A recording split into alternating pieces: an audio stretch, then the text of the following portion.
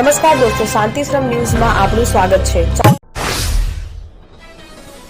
ભાભર તાલુકાના અબાસણા ગામનો જગદીશ ઠાકોર નામનો યુવાન ગુમ થયાની ફરિયાદ ભાભર પોલીસ સ્ટેશનમાં નોંધાણી હતી। ત્યારે આજરોજ ભાભરના ઇન્દરવા પાસેથી કેનાલમાંથી લાશ મળી આવતા ચકચાર મચી જવા પામી છે। હત્યા કે આત્મહત્યા તેવું લોકમુખે ચર્ચાઈ રહ્યું છે। અબાસણા ગામનો એક યુવક 5 તારીખે ગાયબ થયા બાદ ભાભર પોલીસમાં 7 તારીખે અરજી આપવામાં આવી હતી।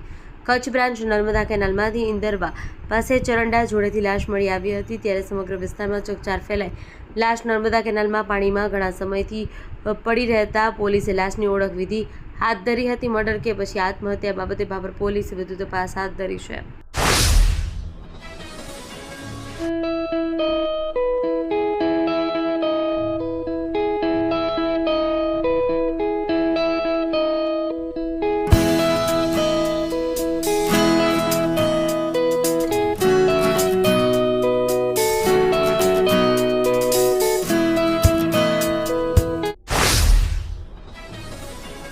થરાદ શહેરની મુખ્ય બજારમાં બપોરના સમયે એક મોટી ટ્રક પ્રવેશતા જ ભારે ટ્રાફિક જામ સર્જાયો હતો।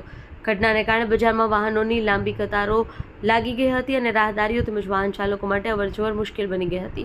મોટા વાહનોના પ્રવેશને કારણે થોડા સમય માટે અવ્યવસ્થાનો માહોલ સર્જાયો હતો। પાલનપુરમાં આજે બનાસકાંઠા જિલ્લા મહિલા કોંગ્રેસ દ્વારા વધતી મોંઘવારીના પગલે વિરોધ પ્રદર્શન કરવામાં આવ્યું। મહિલા કાર્યકરોએ જિલ્લા પંચાયત કચેરીથી કલેક્ટર કચેરી સુધી રેલી યોજી વિરોધ નોંધાવ્યો।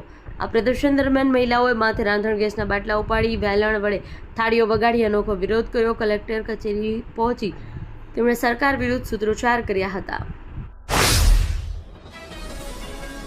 આગથળા ધાનેરા હાઈવે પર 3.5 મીટરથી વધારે 7 મીટર પહોળો ડબલ લાઇન રોડ બનાવવાની મંજૂરી આપવામાં આવી હતી, પરંતુ રોડ પર જ મેટર પાથરી કામ અચાનક બંધ કરી દેવાતા આસપાસના 20થી વધુ ગામોના લોકો મુશ્કેલીમાં મુકાયા છે।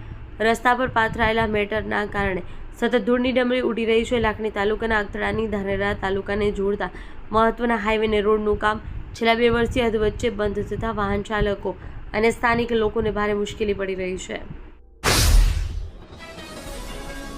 વાવ તાલુકાના માવસરી ગામની ગૌશાળામાં સરકારી સબસિડી અને દાનની રકમમાં મોટા પાયે આર્થિક ગેરરીતિ થઈ હોવાના આક્ષેપો સામે આવતા ચકચાર મચી ગઈ છે।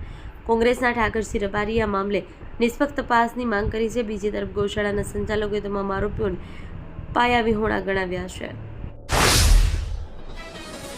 દિયોદર પંથકમાં શિક્ષણનું અનેરું ધામ એટલે Shri Tapasvi college of nursing તેમજ શ્રી તપસ્વી આર્ટ્સ કોલેજ, જ્યાં છે સંપૂર્ણ AC, CCTV, wifi, digitally updated campus, BSc nursing સહિતના અનેક કોર્સમાં આજે જ પ્રવેશ માટે સંપર્ક કરો Tapasvi college of nursing, Deodar.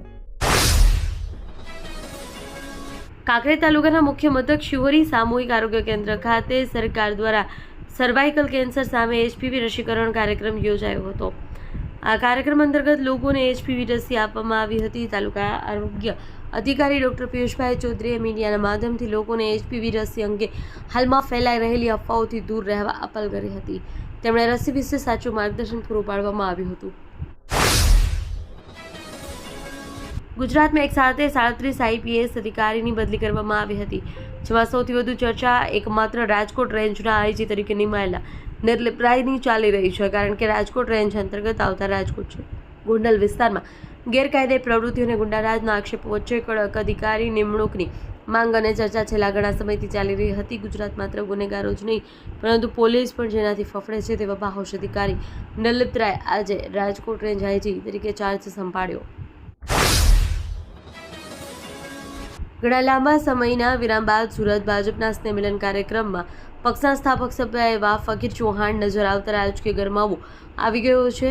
આગામી સુરત મહાનગરપાલિકા ચૂંટણી નજીક છે ત્યારે તેમની હાજરી સૂચક માનવામાં આવી રહી છે। જોકે આ કાર્યક્રમમાં તેમણે ખુશી વ્યક્ત કરવાને બદલે પક્ષની વર્તમાન કાર્યશૈલી સામે પોતાની વર્ષ જૂની વેદનાઓને આક્રોશ ઠાલવ્યો હતો, જેણે સંગઠનમાં સોપો પાડી દીધો હતો।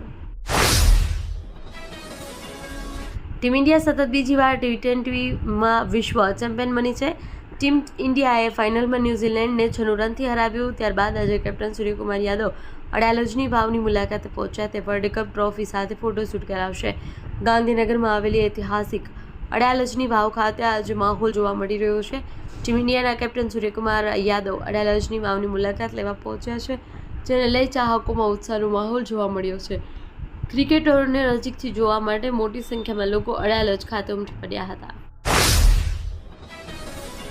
ડીસા તાલુકાના કુંપટ ગામે મહિલા દિવસ નિમિત્તે ઘૂંઘટ પ્રથાનો ત્યાગ. ડીસા તાલુકાના કુંપટ ગામે આંતરરાષ્ટ્રીય મહિલા દિવસની ઉજવણી દરમિયાન જિગ્નેશ મેવાણીની હાજરીમાં મહિલાઓ દ્વારા ઘૂંઘટ પ્રથા દૂર કરવાની પ્રતિજ્ઞા લેવાઈ હતી. કાર્યક્રમ દરમિયાન મહિલાઓને સમાનતા, શિક્ષણ અને આત્મવિશ્વાસ અંગે પ્રેરણા આપવામાં આવી. આ પ્રસંગે ગામની મહિલાઓએ ઘૂંઘટ પ્રથાનો ત્યાગ કરી સમાજમાં સશક્ત મહિલાઓ તરીકે આગળ વધારવાનો સંકલ્પ વ્યક્ત કર્યો. કાર્યક્રમના ગ્રામજનો અને આગેવાનો મોટી સંખ્યામાં ઉપસ્થિત રહ્યા.